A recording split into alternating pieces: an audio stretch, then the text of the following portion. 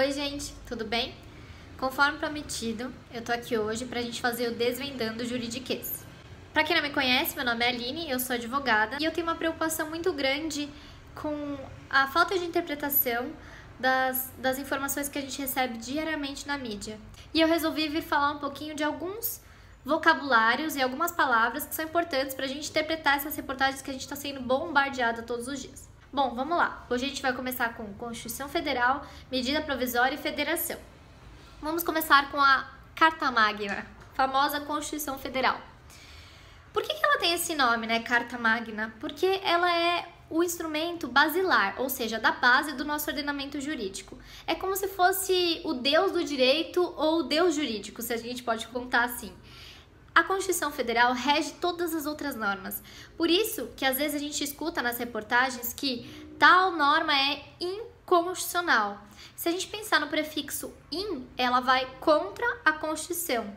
Então, quando uma norma é inconstitucional, ela vai contra a base do nosso ordenamento jurídico e, portanto, ela não pode vigorar ou produzir efeitos, né? Então, quando a gente pensa em Constituição Federal, nesse instrumento ou documento estão previstos a maioria dos nossos direitos e deveres.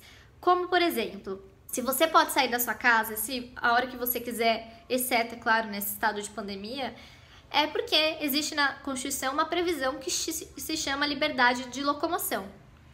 Se você tem direito à escola pública gratuita e ao ensino, né, para todos, é porque está previsto na Constituição Federal.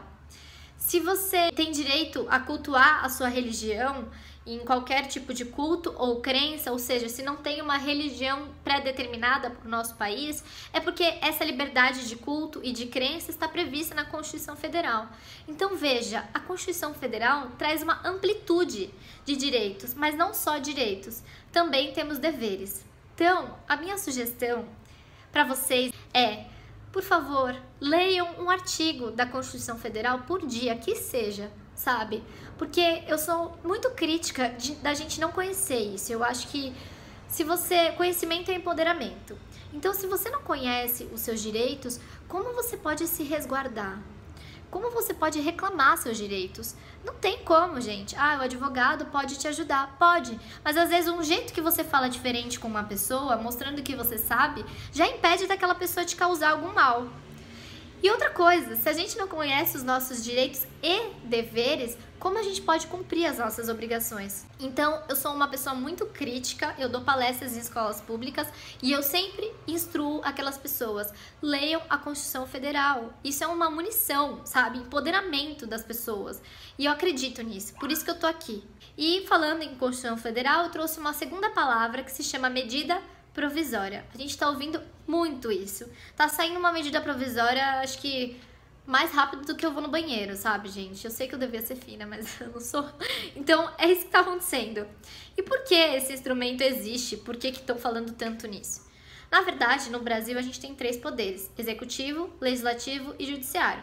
O presidente faz parte do poder executivo.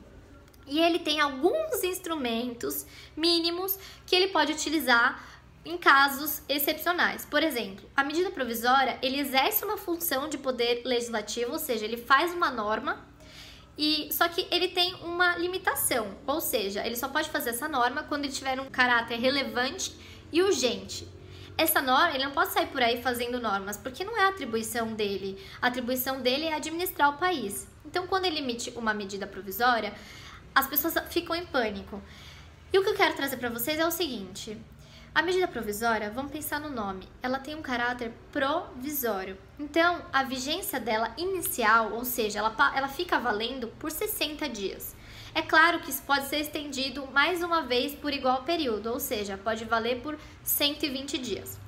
A partir de quando começa a valer? A partir do momento que ela é publicada, ou seja, saiu no Diário Oficial, a medida provisória está valendo. Mas ela vai valer para sempre? Não sei.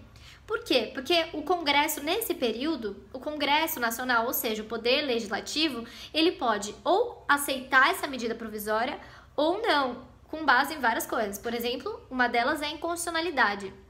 E aí, se o Congresso falar pra mim, aceito, ela é convertida em lei e passa a valer normalmente. Mas se não, se o Congresso falar, vai contra a Constituição, o que acontece?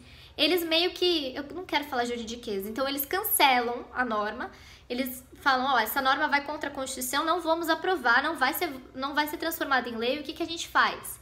Aí eles vão emitir um decreto legislativo, que é um documento que vai dizer quais são os efeitos jurídicos. Ou seja, se a medida provisória já estava produzindo efeitos, eles vão falar, olha, ela é inconstitucional e tudo aquilo que foi produzido vai funcionar dessa forma. Ou seja, eles vão delimitar o que vai acontecer com a vigência. Então, é um mundo muito extenso. Eu quero trazer o básico que eu posso falar para vocês sem muito juridiquês. Então, quando a gente vê uma medida provisória, a gente tem que ter em mente esse caráter provisório da norma, né? E, para além disso, a gente não pode criar pânico. Então, a gente tem que analisar com base no todo e não só na vontade de uma pessoa. E é por isso que eu também tenho visto muito a questão dos governadores, que eles estão bem atuantes nesse momento de pandemia, e eu quis trazer um conceito a mais para vocês, que é o de federação. Federação, o que é federação? O Brasil é a República Federativa do Brasil, esse é o nosso nome. E no meio desse federativa, a gente tem o conceito de federação. A federação nada mais é que a gente dizer para o nosso país que a gente escolheu que os nossos estados fossem autônomos. Os nossos estados são autônomos, então se a gente vê os governadores tendo uma certa autonomia de administração dos próprios estados, é porque isso está previsto aonde? Na Constituição Federal. Então, só que no Brasil a gente tem que pensar que é uma federação um pouco diferente.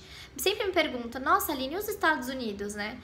O Brasil tem uma federação centrípeta. Isso significa que a União foi criada primeiro e depois vieram os estados. Então tem um poder centralizado na União e uma certa autonomia para os estados.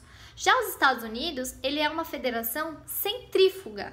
Por isso que se chama Estados Unidos da América. Os estados se uniram e depois criaram uma união. Então vem de fora para dentro. E o que isso significa? Isso significa que os estados têm mais autonomia.